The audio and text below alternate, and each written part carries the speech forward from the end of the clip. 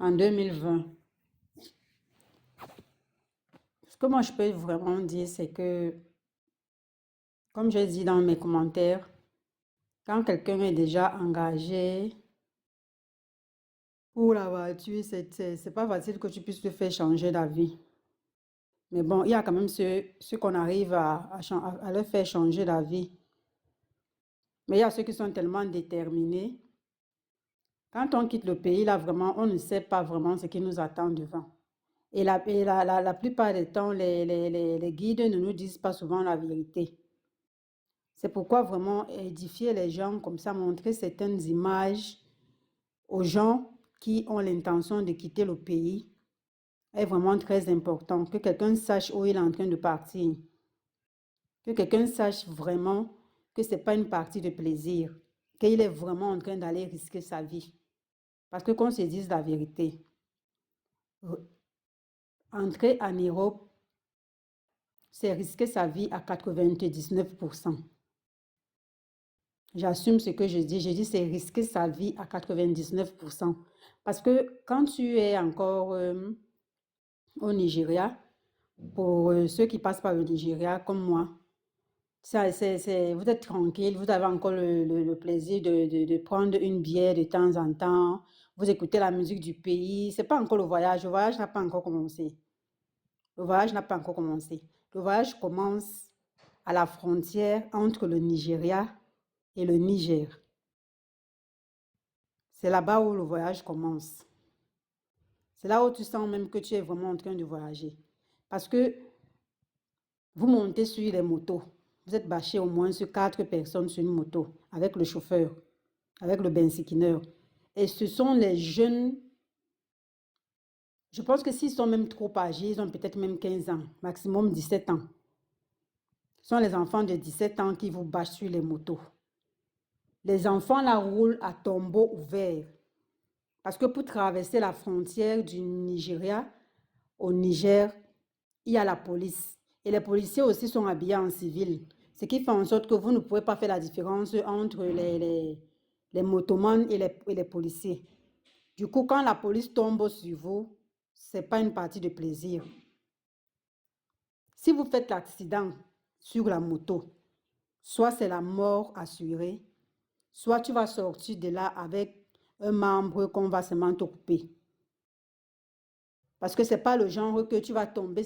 C'est pourquoi je dis souvent que les bensikineurs chez nous au pays là-bas même ne conduisent même pas. Ce sont c'est-à-dire qu'ils sont encore même en formation. Les enfants la conduisent à tombeau ouvert. C'est-à-dire que quand tu es sur la moto, c'est là que même si tu veux, tu ne veux pas, tu vas prier. Parce que c'est-à-dire que tu vois ta vie défiler devant tes yeux comme ça. Tu vois ta vie défiler devant tes yeux. Tant qu'ils n'arrivent pas à destination, tant qu'ils n'entrent pas dans le Niger, dans les champs du Niger où on doit aller vous cacher, ils ne s'arrêtent pas. Même si tu tombes, celui qui est derrière, même si celui qui est derrière tombe, ce n'est pas son problème, il ne s'arrête pas, il continue. Parce que si la police le prend là-bas, c'est très mauvais pour lui. Et il ne va pas risquer sa vie à cause de quelqu'un qui est tombé. Celui qui est tombé, tant pis pour lui. Tu tombes, tu restes. Donc c'est à partir de la frontière du Nigeria pour entrer au Niger que le vrai voyage commence même. Et au Niger aussi, la traversée du désert. Parfois, vous arrivez dans le désert, si déjà aussi vous n'avez pas un bon guide qui est honnête, qui a peut-être pris votre argent, qui a dû régler les chauffeurs, les Touaregs qui doivent venir vous porter avec la voiture. Parce qu'il y a des guides qui sont vraiment très malhonnêtes. Il va prendre votre argent, il va vous demander l'argent au pays, il prend votre argent et après, il ne gère pas bien le transport. Ce qui fait en sorte que vous restez dans le désert, vous durez. Vous durez dans le désert. Quand nous sommes arrivés, notre équipe, nous sommes arrivés dans le désert, nous, on a trouvé les gens qui avaient déjà fait 3 semaines dans le désert. 3 semaines, homme comme femme, vous ne vous lavez pas. Si par compassion, le Touareg vient même avec 20 litres d'eau par jour, c'est 20 litres d'eau là que vous allez boire. Et tu sais comment on se nourrit là-bas? Soit le Touareg vient avec le pain rassis. Déjà, même s'il est gentil, si c'est quelqu'un vraiment qui a la main sur le cœur, il vient avec le pain rassis. Ou alors, vous allez attendre peut-être Quand un berger va peut-être que passer avec ses moutons, vous pouvez attaquer le berger, vous arrivez à prendre un mouton avec lui. C'est là où vous tuez le mouton, vous faites la braise comme ça, là, le mouchoui, comme ça, là, du mouton pour manger. Parce que nous, on a fait une semaine dans le désert. Ce n'est pas une partie de plaisir. On ne se lave pas.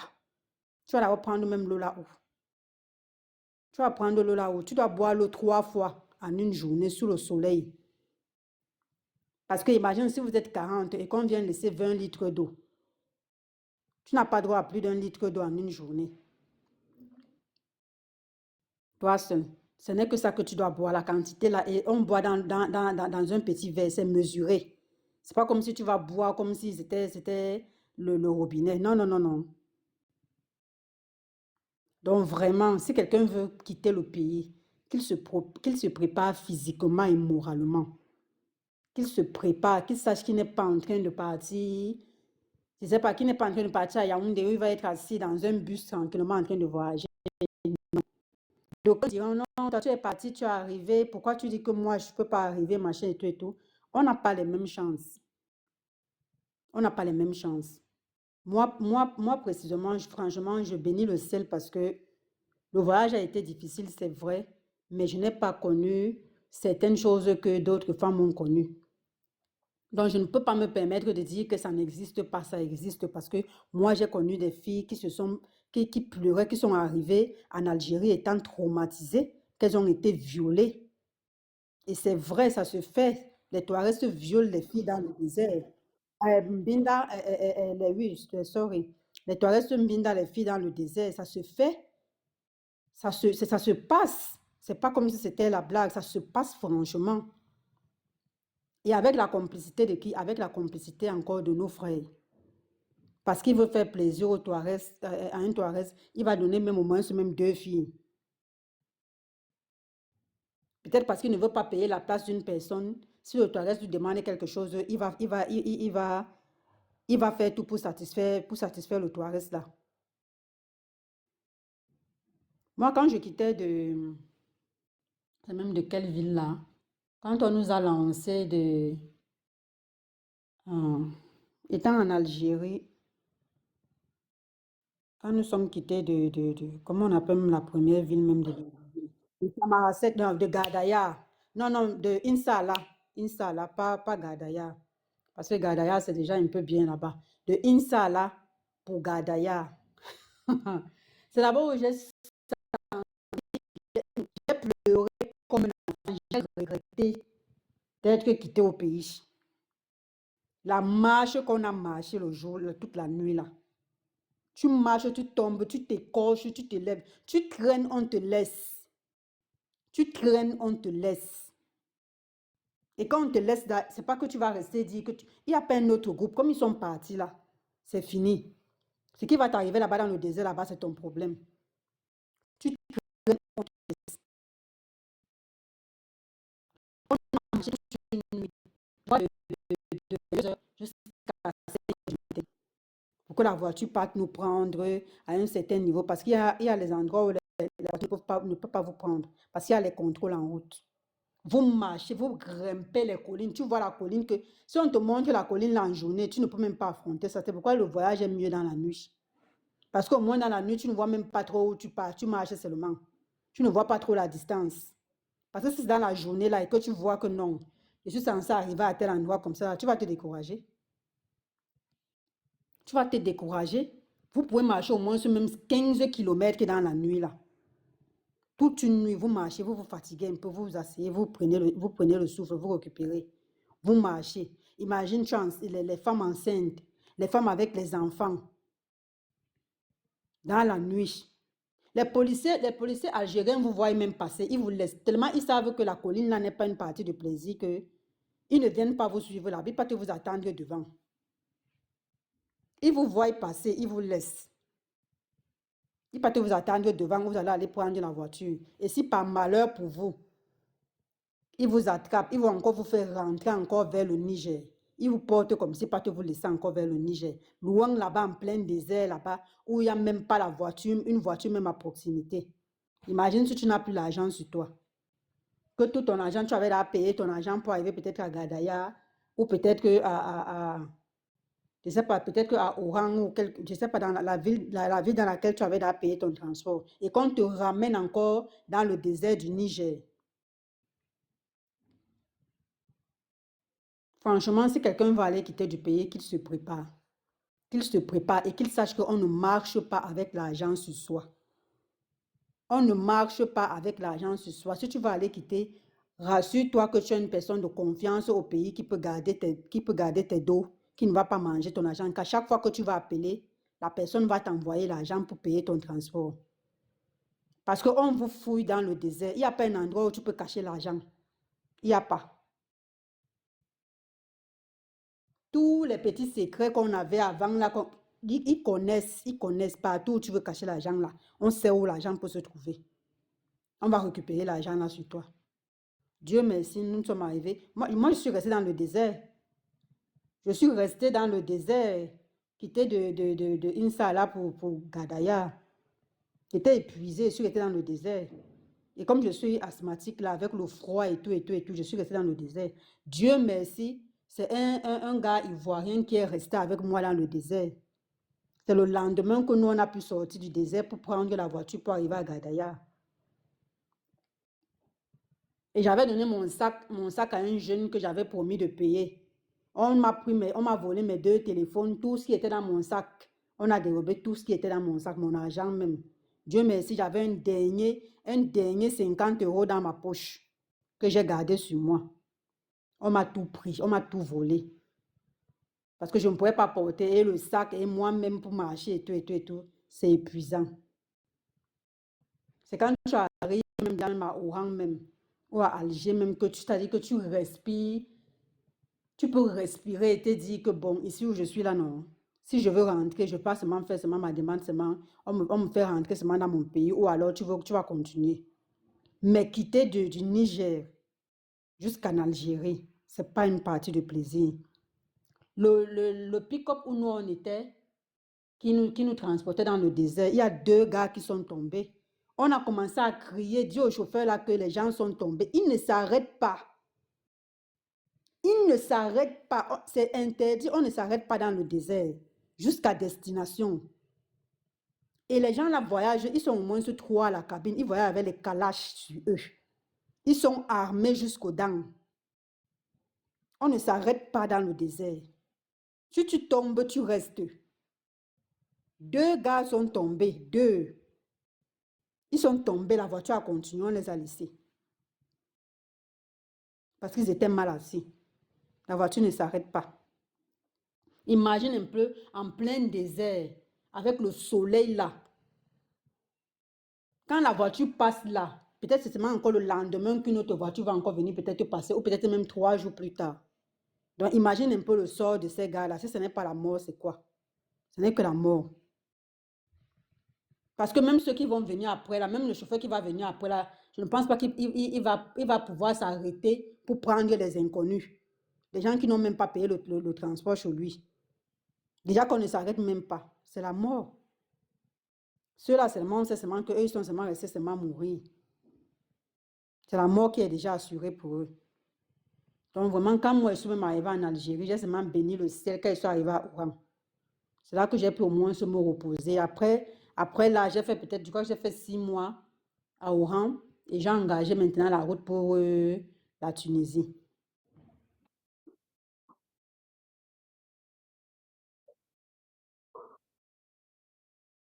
La voiture ne s'arrête pas. C'est interdit.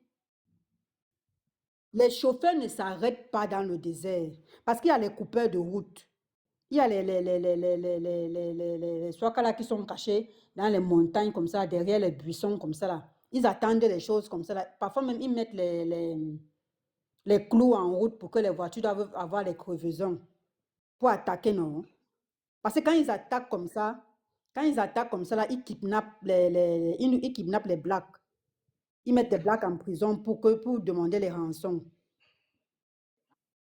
Pour demander les rançons. Ce qui fait en sorte que la voiture ne s'arrête pas. Les gens là, quand ils mettent le carburant dans les voitures, dès qu'ils démarrent, c'est jusqu'à destination qu'ils s'arrêtent. Même si vous tombez, je dis que 2 gars sont tombés, même si vous tombez, on ne s'arrête pas. Vous allez rester là. C'est la mort seulement, vous allez rester là-bas. On ne s'arrête pas. C'est interdit de s'arrêter au désert, n'importe comment.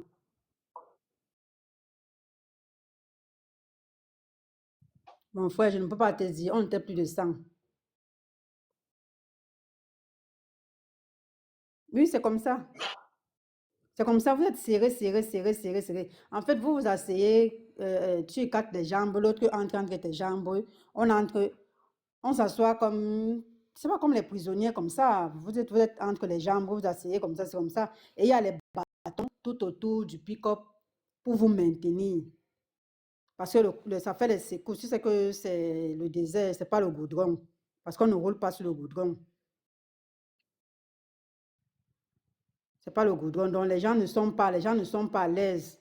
Bon, peut-être 100 personnes, c'est peut-être trop dit, mais ce qui est sûr, c'est que c'est pas comme si vous étiez assis, comme si vous partez à Yaoundé. Non, non. Vous êtes bien serré. Vous êtes serré. Vous étouffez. Vous êtes mal à l'aise. Chacun a ses odeurs là-bas et tout, et tout, et tout, et tout. Tu n'as pas le choix. Tu es en train de partir quelque part. Tu n'es pas en train d'aller à Yaoundé. Par garantie express pour dire que tu dois être à l'aise. C'est comme ça. C'est comme ça. Quand quelqu'un tombe, tu restes parce qu'on ne s'arrête pas. On ne va pas s'arrêter pour attendre que tu remontes. Non. Tu tombes, tu es tombé. Par la grâce de-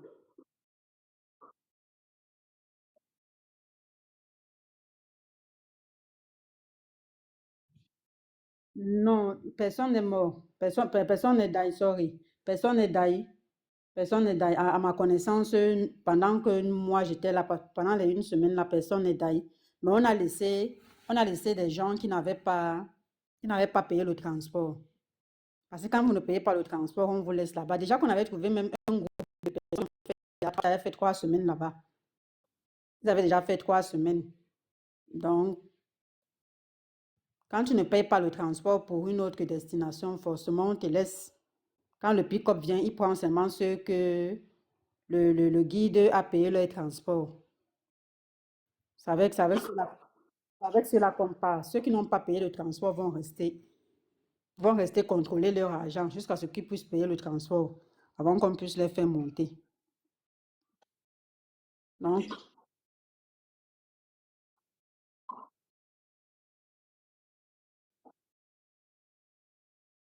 l'Algérie, ce sont les Maliens qui gèrent le transport en Algérie, les déplacements. Parce que comme eux, ils sont visa-free là, ils ont quand même la possibilité de se déplacer et tout et tout. C'est eux qui sont dans les différentes villes. À Gadaya, à Insa, là, c'est toujours c'est un Malien qui est là-bas. C'est lui qui gère toutes les transactions. Toute personne qui part à Gadaya passe par chez lui. Je peux pas donner son nom. C'est par chez lui. Même quand tu arrives à Gadaya pour Alger, tu passes toujours par une personne. C'est par, comment on appelle même un ghetto. C'est dans les ghettos. C'est dans les ghettos qu'on garde les gens et tout, et tout, et tout. C'est pas le même ghetto. C'est une seule personne qui gère toute la, toute la transaction dans la ville. C'est par lui que tout se passe.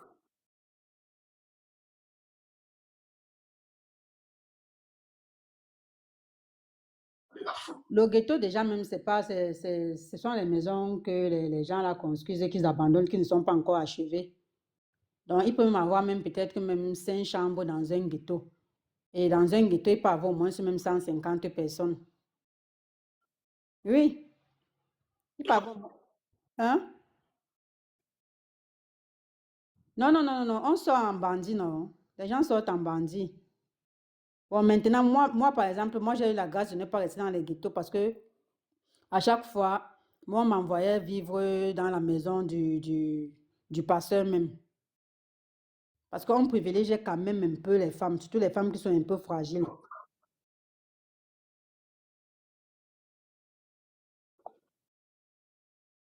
Non, tu n'es pas seule. Il y a plusieurs femmes. Il y a les femmes qui ont les enfants.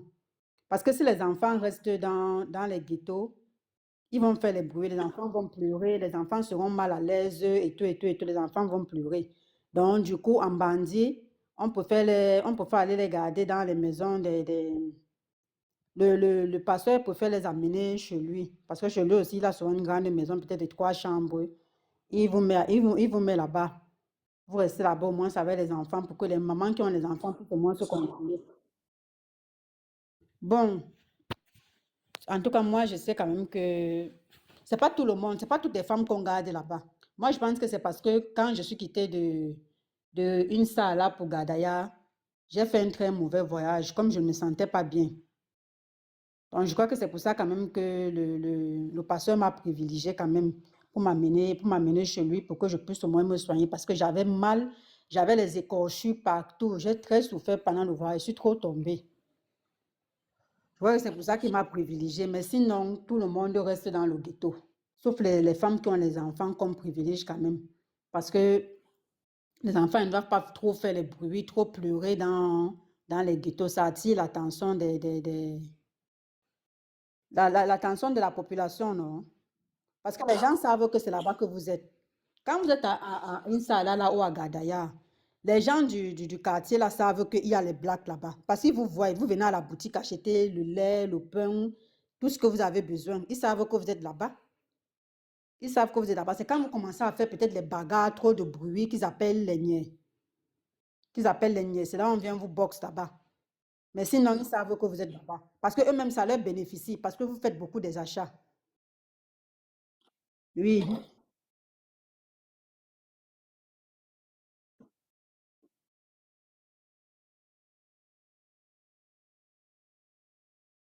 Moi, j'ai pas travaillé en Algérie. Déjà qu'en Algérie, il n'y a pas le travail.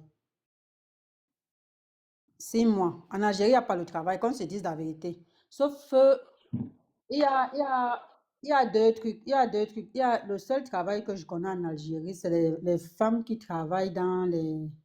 Comment on appelle le truc là? Euh, les hammams, ou c'est les hammams, ou c'est les saunas, où on lave les vieilles personnes là. Oui, oui. Il n'y a que ça. Mais maintenant, en Algérie, tu sais qu'en Algérie, il y a les Grecs, man. Il y a beaucoup de Grecs, man, en Algérie. Il y a les Grecs man en Algérie, ce qui fait en sorte que quand les filles sont encore dans le désert comme ça, le guide appelle déjà les matères qui ont les nganda. Non, c'est bon, je ne vais pas dire ça comme ça là que pour les vendre, mais elles appellent les matères qui ont les nganda ont besoin des filles parce que quand les filles arrivent, on les appelle, on appelle même encore les filles, comment là-bas les. Hmm, oh, j'oublie le nom. Quand les filles arrivent, quand les nouvelles filles arrivent dans un ganda, ça attire la clientèle. Ça attire la clientèle, ce qui fait en sorte que quand les filles sont encore dans le désert comme ça là, le guide commence déjà à dire peut-être qu'à une mère du Ghana, elle a peut-être 3 filles. Les matins là se discutent les filles. Les matins là se discutent les filles. Comme ça, quand les filles arrivent, il peut passer. Il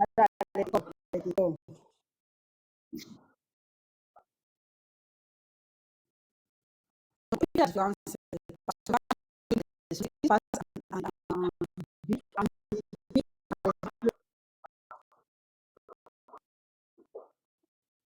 Non, pas forcément. Quand tu es dans un Ghana, tu n'es pas obligé de te prostituer. Si tu es décor dans un Ghana, c'est à toi de réfléchir à ce que tu veux. Un Gregman peut venir, tu imposes la routine que tu veux. Si tu veux vendre le piment, c'est à toi de vendre le piment. Et l'Algérie est très différente des autres pays. En Algérie, on ne reste pas avec une fille. Si tu restes déjà avec une fille, que comment je vais dire ça? Tu vis déjà peut-être avec une fille 3 mois. Même si tu te sépares de la fille, sache que tu vas payer le beaux-arts de la fille là. Tu vas payer le beaux-arts de la fille.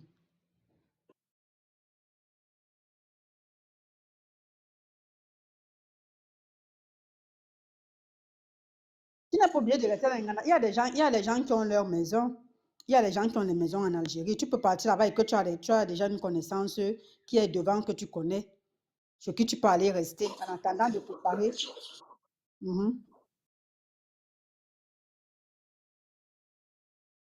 Quand moi je suis partie, mon histoire est différente. Quand moi je suis arrivée en Algérie, par la grâce de Dieu, moi je suis tombée sur une personne vraiment qui m'a vraiment tenu la main, qui m'a assumé.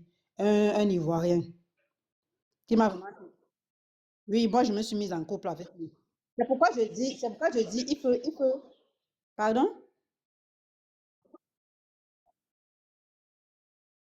Oui, c'est ce que je dis, c'est ce que je dis. Quand tu arrives, il faut savoir, c'est pourquoi je dis, quand tu arrives, il faut savoir ce que tu veux. Parce qu'il y a des filles qui arrivent, elle va peut-être se dire que, en tout cas, moi, je peux pas, je suis pas bien placée pour juger qui que ce soit. Chacun emprunte le chemin qui peut l'amener, qui peut le conduire à Rome. Si tu vois que c'est en vendant ton piment que tu peux payer ton boza pour la Tunisie, pour Mbeng, tu fais comme tu veux. Si tu vois que c'est en restant avec un grec man que tu peux, qui va payer ton boza pour partir, pour entrer Mbeng, tu restes avec la personne. Il n'y a pas le travail en Algérie, qu'on ne se mente pas. Le seul pays où il y a le travail, c'est en Tunisie.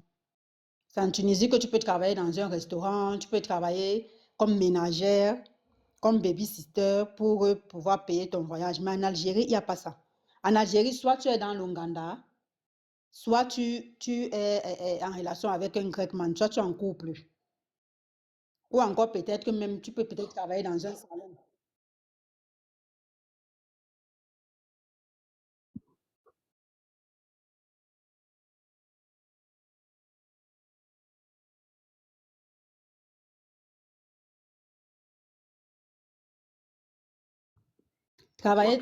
Travailler dans quoi? Dans vendre le piment, hein?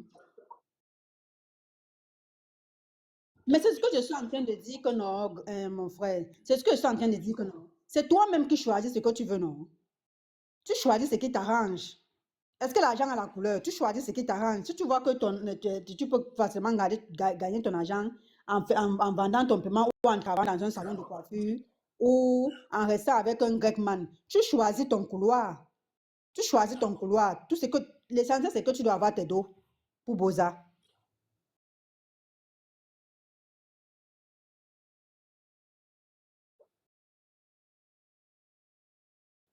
Non, moi je ne connais pas le Maroc ni la Turquie. Moi, je suis passée par la Tunisie. Parce qu'à l'époque, oui, oui, à l'époque, les gens entraient, ça entrait bien même. Donc, moi, j'ai préféré partir en Tunisie. Parce que déjà, qu'on se dise la vérité, à l'époque, quand même en Tunisie, c'était quand même free. Tu pouvais circuler sans qu'on te demande les papiers, machin et tout, et tout, et tout, et tout. C'était quand même tranquille. Ça s'est gâté après. C'est ce que j'ai mis en commentaire là que la Tunisie s'est gâtée en 2023. C'est là où les choses vraiment ont déraillé très mal. Après que nous on soit partis. Les choses se sont vraiment gâtées. Parce que quand moi je suis arrivée en Tunisie en 2020, je crois en septembre 2020, c'était encore free. Tu marchais tranquillement, on ne te demandait pas forcément tes papiers, machin et tout, et tout, et tout. Tu faisais tes courses tranquillement. Du moment où tu ne te mets pas dans les problèmes, tu es toi tranquille. Tu évites toi les endroits où il y a les Nganda, où les bagarres vont commencer et tout, et tout, et tout, et tout. Tu es dans ton coin tranquille. Si tu as ton petit travail quelque part, tu pars, tu fais ton travail, tu rentres. Tu évites les problèmes, franchement.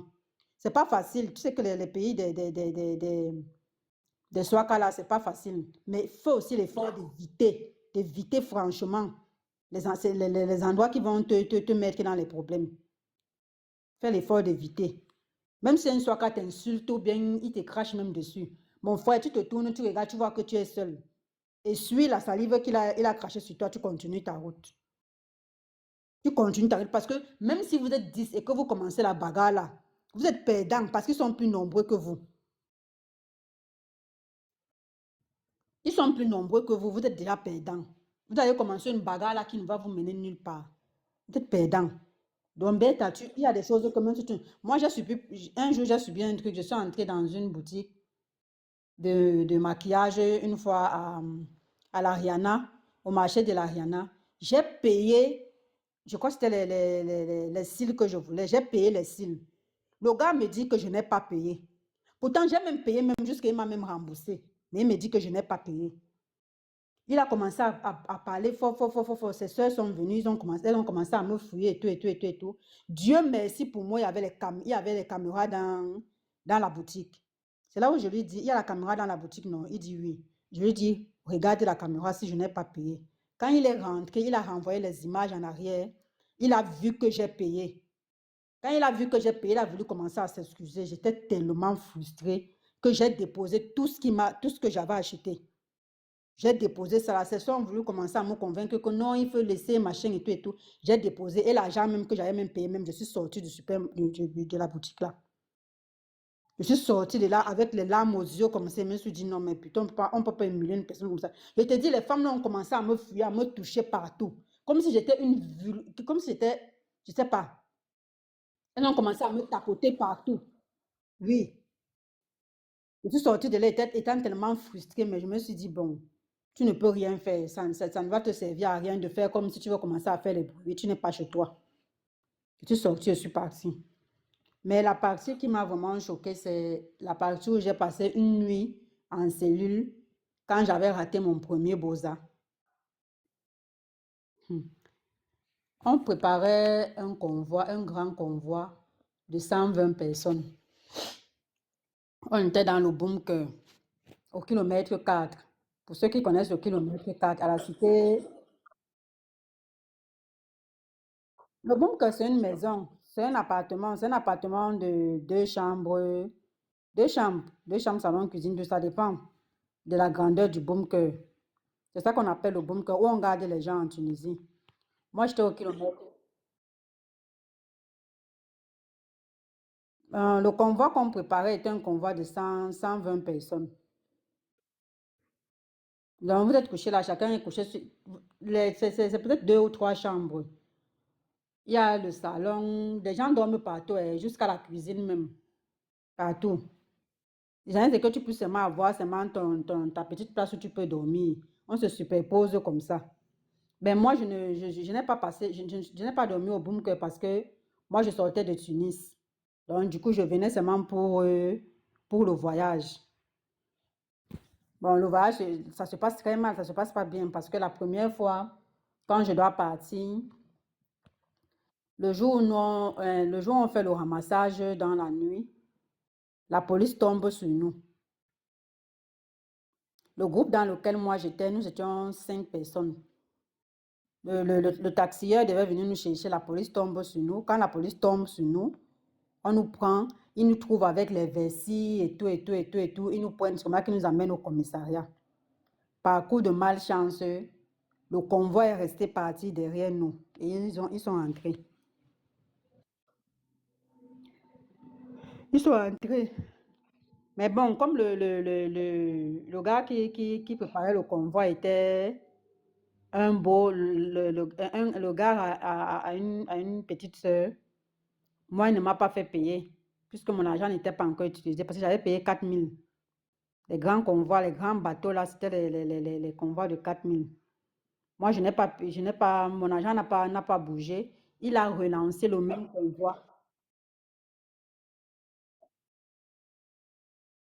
4 000 dinars. 4 000 dinars.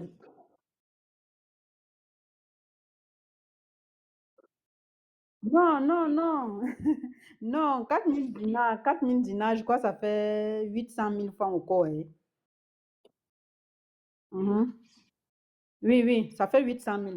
Ça fait 800 000 du coup, 4 000 dinars. Les convois de bateaux de pêche, là, les grands convois, là, quand tu entends le grand convoi de 120 personnes, là, c'est les convois de 4 000 dinars, 3 500 dinars, ça dépend.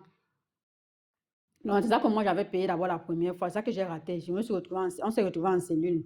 On a passé la nuit là-bas. Bon, le lendemain, le convoi était là. Non, on ne fouette pas. Quand on vous prend en Tunisie, là, oui, en tout cas, nous, on ne nous a pas fouetté. Nous, on ne nous a pas fouetté. On nous a juste demandé le nom du camo. Ils nous ont demandé le nom du camo. Ils ont pris nos téléphones, ils ont pris nos argents, tout ce qu'on avait sur nous.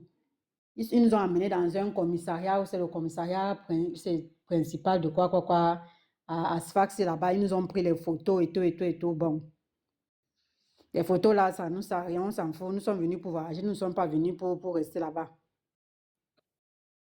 Donc, du coup, même quand tu arrives au commissariat là-bas, même tu donnes un nom qui n'a rien à voir avec ton nom. Si tu veux même, tu dis même que Miondo. Myondo Gisèle. Ils écrivent seulement le nom que tu as donné. Tu donnes ce que tu sais, ce qui vient seulement dans ta tête, ça sort comme ça sort. C'est qu'il a seulement te libéré, tu sors. Donc, on a passé la nuit là-bas, c'est au petit matin, vers les 8 heures qu'ils nous ont libérés. Ils nous ont libérés et moi, je suis rentrée à Tunis. J'ai essayé de joindre une personne qui a payé mon transport. J'ai pu remonter à Tunis pour aller me préparer encore pour revenir. Maintenant, en février, on m'appelle encore. Je descends sous le froid. Oh, mon frère, le Beaux-Arts, ce n'est pas une partie de plaisir. Wallahi billahi. On descend sur Fax.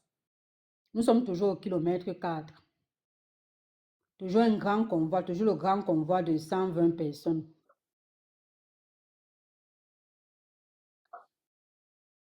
On nous amène dans les champs. On descend au champ d'olive.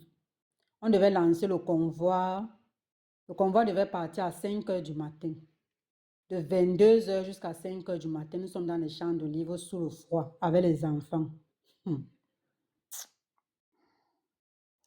Avec les enfants sur le froid de février, là, en plein hiver. On reste on reste au bord. On nous fait comprendre que non, la marée est basse, le bateau est un peu devant là-bas, quelques kilomètres là-bas. On doit d'abord marcher dans l'eau. On arrive à un certain niveau, les petits bateaux vont nous prendre pour nous amener dans le grand convoi. Nous voilà, on se lance dans l'eau. J'ai dit, tu mets le pied dans l'eau comme ça, là, tu sens comment l'eau est glacée comme ça, là, mais tu ne peux pas reculer, tu veux bosa. Tu avances seulement. Tu marches, on a marché dans l'eau jusqu'à avec les enfants. On arrive là-bas, il n'y a pas de bateau. Il n'y a même pas les petits bateaux. On se retourne encore. On vient on allume le feu. Certaines personnes se découragent, ils disent qu'eux, ils rentrent. Tu veux Boza, mon frère, tu as déjà payé. Dans ta tête, tu dis que ou je rentre ou je ne rentre pas. Si je rentre ici et que le convoi s'y reste parti encore, ça entre encore but. C'est moi qui ai perdu. Tu es là, tu attends. Tu es glacé comme ça, là, tu tremblotes comme ça, là, sur toi, comme ça, là, mais il n'y a pas moyen avec les enfants. On nous appelle encore, on dit que bon, maintenant, le bateau même est arrivé, maintenant, le bateau de pêche, aux environs de 6 heures du matin, comme ça, là. On recommence encore la marche, encore dans l'eau. On marche, on marche, on marche, on marche, on marche, on arrive, on monte sur le bateau. On monte sur le bateau. Maintenant, le soir, quand vous démarrez le bateau dit qu'il ne bouge pas. Le soir, quand force, le bateau dit qu'il ne bouge pas. C'est vrai que le soir, quand on nous demande de descendre, on descend encore. On rentre au bord. Et quand vous rentrez au bord, là, comme ça, là, il n'y a plus les voitures. Donc, tu vas marcher du bord jusqu'à la route. C'est au moins, même peut-être même 5 km du bord jusqu'à la route. Avec les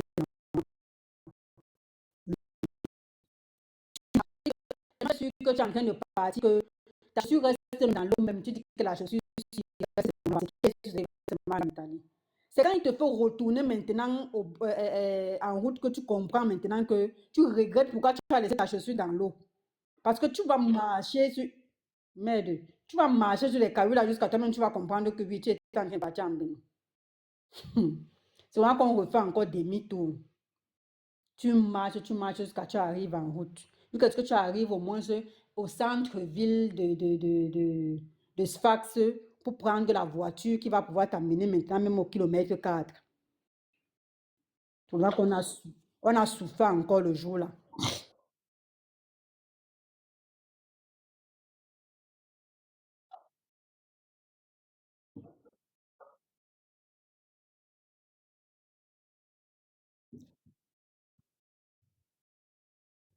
Bon, je vais vous épargner là-bas. Après ça, on me rappelle encore au mois d'avril. Non, entre-temps encore, je trouve encore un autre Beaux-Arts encore, un autre convoi encore, un autre grand convoi encore.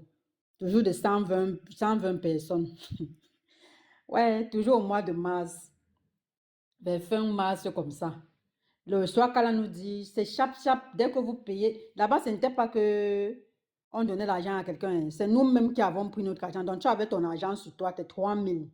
Tu prends, tu donnes le Swaka, comme c'est d'écrire ton nom. Tu prends, tu donnes le Swaka. Le Swaka là nous a frappé. Il nous a laissé dans les champs d'olive 5 jours sous le froid. Avec les enfants. On mange le pain, non, le pain avec la sardine, on boit le jus. On mange le pain avec la sardine, on boit le jus. Et si elle a en fait, tu manges ce que ton ventre peut contenir. Non, le pain, c'est combien? C'est 210 millimètres.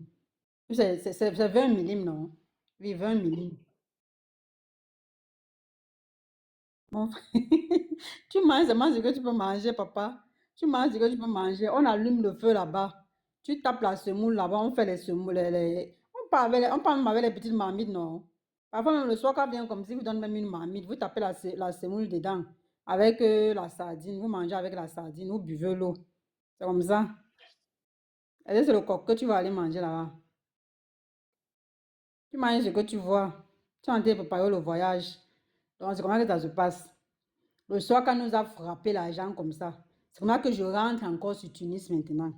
Puisque mon argent, mes 4 000 ne sont pas encore épuisés de l'autre côté là-bas, j'ai encore espoir que j'ai le voyage là-bas.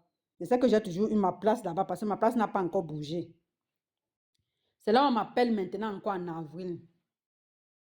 On m'appelle en avril maintenant, on me fait comprendre que il y a le convoi, toujours le grand convoi là qui a tapé poteau la dernière fois là qui n'a pas pu démarrer là, qu'il faut qu'on puisse voyager. On devait nous lancer un mardi.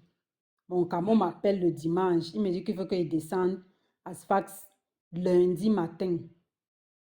Parce que lundi soir, on descend au village. Parce qu'on lance mardi. Mon frère, j'avais d'abord très mal rêvé d'abord. J'ai dit à mon camion là que il y a le naufrage dans le voyage aussi. J'ai rêvé du naufrage. Donc, si tu peux faire un sacrifice au pays, envoie même 100 000 au pays là-bas, même à ta mater, et pas même déposer même dans une église. Avant que tu lances le convoi, si. Le gars ne m'a pas écouté. Il a lancé le convoi. Je lui ai dit que moi, il ne voyage pas. Il me dit, bon, puisque moi, mon petit nom, c'est Patrice. Il me dit, Patrice, si tu ne voyages pas, sache que tu as perdu ta place. Hein. Je lui ai dit, d'accord, il n'y a pas de problème. Mais sache que moi, il t'a dit que je ne voyage pas dans le convoi, si. Si tu veux, tu vas me lancer dans un autre convoi, mais celui-là, moi, il ne part pas là-bas. C'est le convoi là que vous avez entendu en avril 2023 où il y avait eu plus de 80 personnes qui sont d'ailleurs. Au convoi, il y avait plus de 80 personnes qui sont d'ailleurs. Il y avait 14 enfants. Dans les 14 enfants là, ma fille faisait partie des enfants là. Tous les 13 enfants là sont restés dans l'eau. Non, moi, je n'ai pas voyagé. J'avais dit au gars que moi, je ne partais pas. Oui, moi, je suis tombée enceinte déjà accouchée. J'ai une fille. Mon frère, il y a quelle distraction là-bas, non? Sur le foie là, il y a quelle distraction là-bas? Il n'y a pas de distraction là-bas. J'ai accouché, donc moi, j'ai décidé que je ne voyageais pas. Oui, j'ai décidé que moi, je ne voyageais pas. J'ai dit au gars que moi, je ne pars pas parce que le voyage là, je ne vois pas ça bien. Je lui avais dit que s'il te plaît. Non, mon frère. Non, peut-être j'ai dû parler sans. C'est quoi je te dis depuis que avec les enfants, avec l'enfant, tu entres dans l'eau avec l'enfant et tout, le froid là et tout. Moi, j'avais accouché, j'ai accouché une fille en aventure, mon bébé. Donc, c'est comme ça que le convoi là part. Le convoi là part. Je ne sais pas ce que le Swaka l'a fait en route jusqu'à ce qu'il jette les gens dans l'eau. Il jette les gens dans l'eau. C'est ma copine qui m'appelle. Moi, le jour-là, je ne me sentais même pas bien. Ma copine m'appelle le lendemain pour se rassurer que je n'ai pas vraiment voyagé parce qu'elle m'a tellement mis la pression. Voyage, voyage, voyage. Je lui ai dit non, moi, je ne voyage pas. Je ne sens pas le voyage ici. Je ne sens pas le voyage ici. Le voyage ici ne me parle pas. Je ne sens pas le voyage ici. Moi, je ne pars pas. J'éteins mon téléphone, je me couche. Le lendemain, maintenant, elle m'appelle. Elle cherche à me joindre. Quand mon téléphone ne passe pas, elle s'inquiète que pourquoi est-ce que mon téléphone n'est pas en train de passer. Est-ce que j'ai finalement changé d'avis? Quand j'ouvre mon téléphone, je lui rappelle, je lui dis, mais je vois que tu m'as beaucoup appelé, il y a quoi? Elle me dit, est-ce que tu sais ce qui s'est passé? Je dis, il y a quoi? Elle me dit, merde. C'est grave. Va un peu sur TikTok. Je lui dis, il y a quoi sur TikTok? Elle me dit, non, on va seulement regarder. Je pars, je regarde, je vois les panels qui sont en train de faire, les lives sur le naufrage qu'il y a eu. Mon frère. Ce qui m'a le plus fait mal, c'est les enfants que j'ai vu ma fille jouer avec eux. Non, c'était 13 enfants. 13. Les enfants que j'ai vus, oui, les enfants que j'ai vu mon bébé jouer avec eux. Les enfants qui mangeaient ensemble. Les enfants que nous sommes restés dans les champs d'olives ensemble, dans le bunker ensemble, qui sont restés dans l'eau. Ça m'a tellement brisé. Le convoi là, non? Voilà, qui n'a jamais eu de grand organisé. C'est le qui avait les grands convois.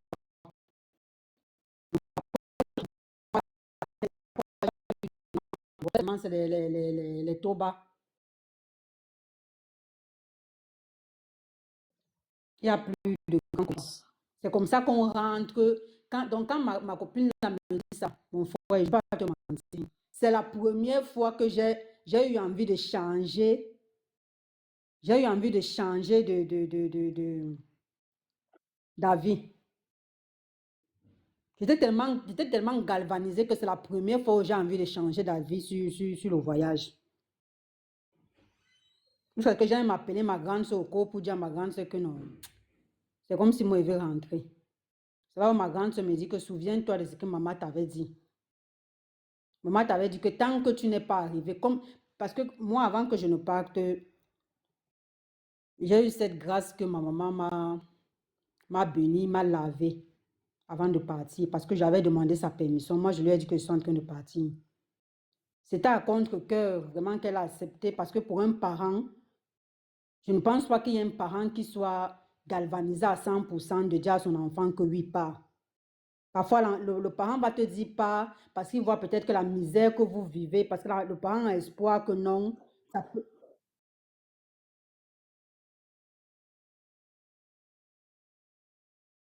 Non, c'est ce que je suis en train de dire, que moi, j'ai eu cette grâce quand même que maman m'a béni. Parce que même quand j'ai voulu changer d'avis après l'histoire là, après le naufrage là, j'ai dit à ma grande soeur que c'est comme si moi, il veut rentrer. Moi, je sens qu'il veut rentrer. Parce que j'ai connu des personnes pendant le temps qu'on a passé dans les champs d'olives là, que je me suis attachée à ces personnes-là, qui sont restées, dans l'eau, que ça m'a brisé. Ça m'a brisé, c'est-à-dire que ça m'a fait changer d'avis. C'est là où ma grande soeur m'a dit, souviens-toi de ce que maman t'avait dit. Maman t'avait dit que tant que tu n'es pas encore arrivé, ne te retourne pas. Et moi, j'ai perdu ma maman pendant que j'étais en aventure. Pendant que j'étais en Tunisie, ma maman est morte pendant que j'étais en Tunisie. Et maman m'avait dit, quel que soit ce qui arrive derrière toi, ne te retourne pas.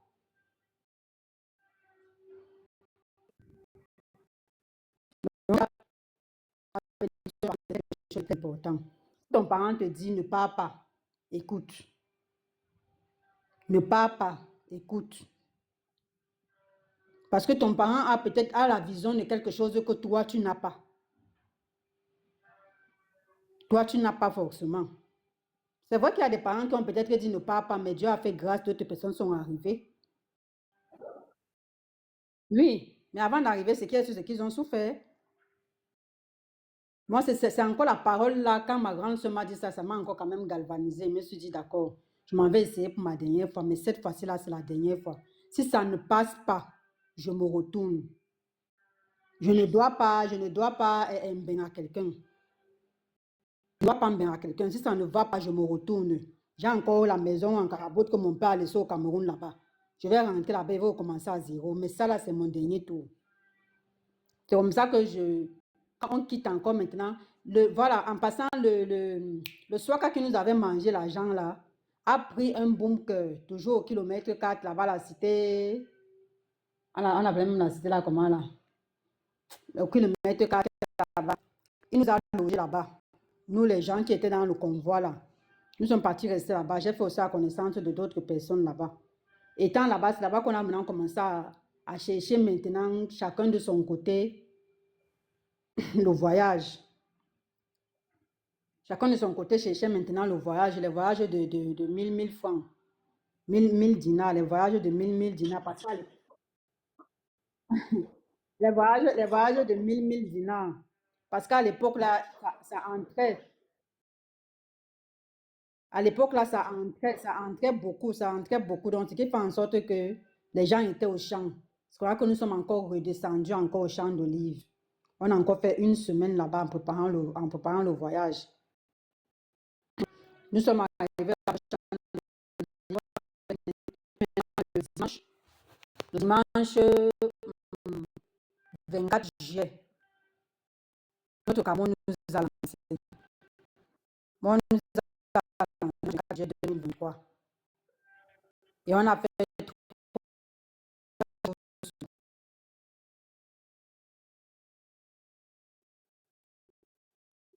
il nous a lancé à 13 heures.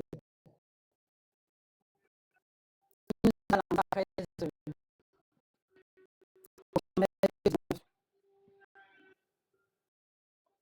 On a roulé le premier jour. Je ne sais pas. Le deuxième jour, le lundi à 14 heures. Je ne sais pas si notre camion savait que le temps n'était pas bon ou s'il ne savait pas. Mais l'eau s'est gâtée sur nous.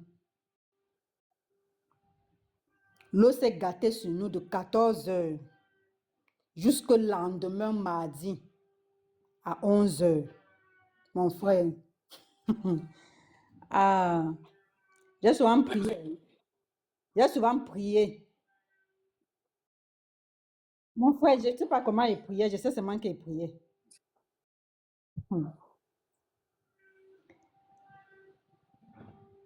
J'avais mon enfant sur moi assise comme ça là. J'ai prié. J'ai prié jusqu'à ce que je pense que je n'avais même plus le mot même à dire, même à Dieu même. Je priais en français. Quand je prie, mon frère, tu pries, non? Quand tu es en train de prier, tu sais même ce que tu es en train de prier. Tu te confesses même, non? Tu dis à Dieu même que si j'ai même fait quelque chose, même pardon, que ce ne soit pas à cause de la chose là qui veut venir rester dans l'eau.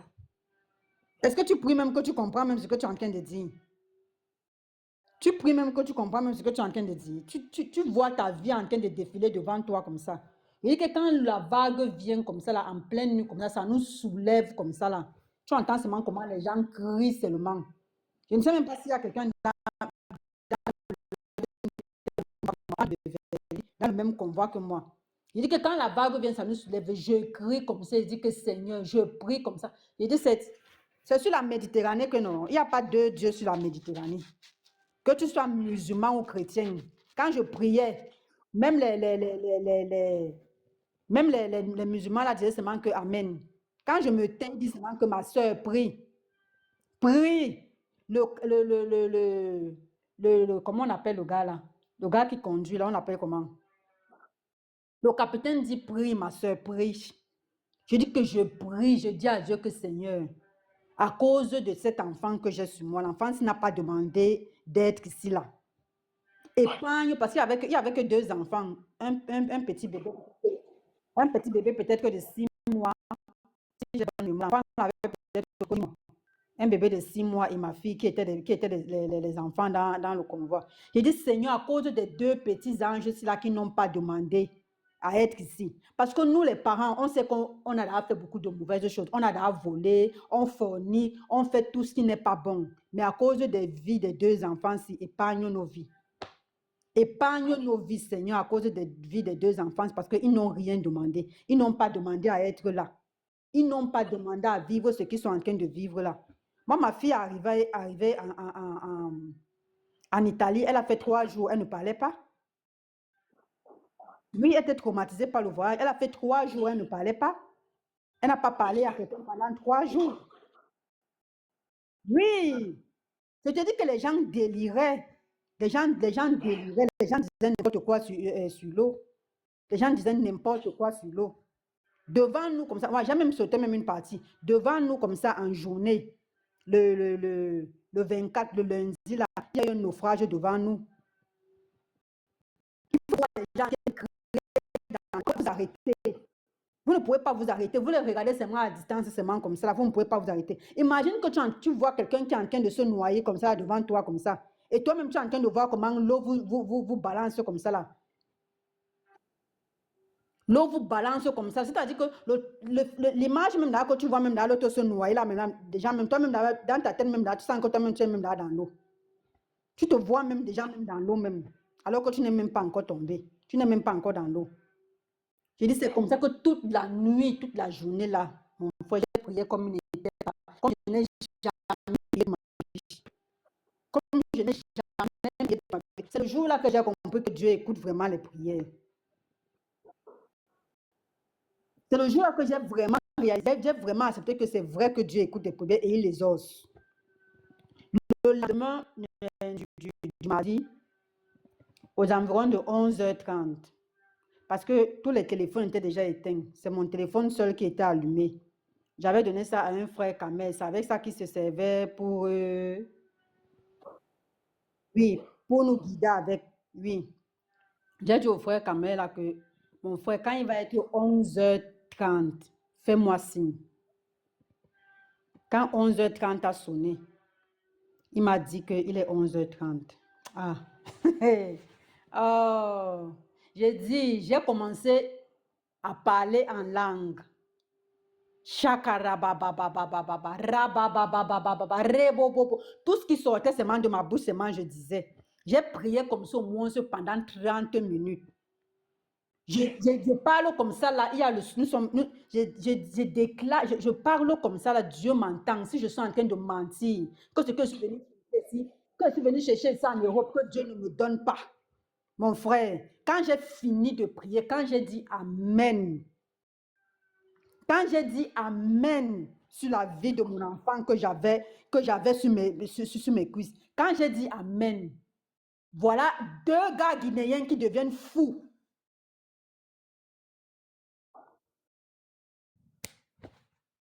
J'ai dit que si je mens, que Dieu ne me donne pas ce que je suis venu chercher en Europe, voilà 2 gars guinéens. 2 gars guinéens qui deviennent fous. Ils deviennent fous dans le convoi. Jusqu'à ce que l'autre commence à dire que c'est moi qui le perturbe toute la nuit. Je l'ai perturbé avec mes prières, que notre convoi ne devait pas arriver. C'est comme ça que le gars se jette dans l'eau. Et par sa chance, voilà la Croix-Rouge, voilà le bateau de la Croix-Rouge qui est en train de venir vers nous. Quand le gars là tombe dans l'eau, voilà le bateau de la Croix-Rouge qui est en train de venir vers nous. Il dit qu'il veut se suicider. Ce sont les gens de la Croix-Rouge là qui l'ont enlevé. Oui, ce sont les gens de la Croix-Rouge là qui l'ont enlevé dans l'eau. Tu connais comment nous les Camerounais on a le cœur, non? Quand il a commencé comme ça, les gars quand même voulaient le porter même pour le jeter. Maintenant que lui-même il s'est jeté dans l'eau. Je dis que voilà le bateau. Comme vous entendez souvent que c'est là où j'ai compris que la majorité même des naufrages même qui arrivent souvent, les gens même daillent même souvent même devant le bateau de la Croix-Rouge même à cause des dégâts qu'ils font. Parce que quand le bateau de la Croix-Rouge était déjà devant nous comme ça, parce que les gens là coupent souvent leur moteur à distance. Parce que s'ils viennent en roulant vers vous, les vagues vont vous soulever. Oui. Donc, quand ils venaient vers nous, ils ont arrêté leur moteur. Quand ils ont vu le gars, c'est comme ça que 2 plongeurs, 2 sauveurs, là, les gens qui sauvent les gens là, ils sont tombés dans l'eau. C'est eux qui sont venus à la qui sont venus sauver le gars. Qui sont venus sortir le gars dans l'eau. Le Guinéen là. C'est eux qui viennent enlever le Guinéen là dans l'eau. C'est comme ça que voilà la Croix-Rouge qui est déjà devant nous. La Croix-Rouge maintenant fait sortir le gars dans l'eau. Parce qu'il était le premier qu'on a enlevé, qu'on a fait monter dans le grand bateau. On le fait monter. Après, on a fait monter les deux bébés, mon enfant et le petit bébé qui avait 6 mois là. Nous voilà maintenant dans le truc. Eh Dieu, nous les blagues, non. Wallahi billahi que nous sommes les moutons. La Croix-Rouge est déjà devant nous. On se discute encore quoi? On se discute encore quoi? Voilà les problèmes qui commencent là. Le bateau monte avec nous, ça descend avec nous, parce que les gens sont en train de discuter, tout le monde veut monter.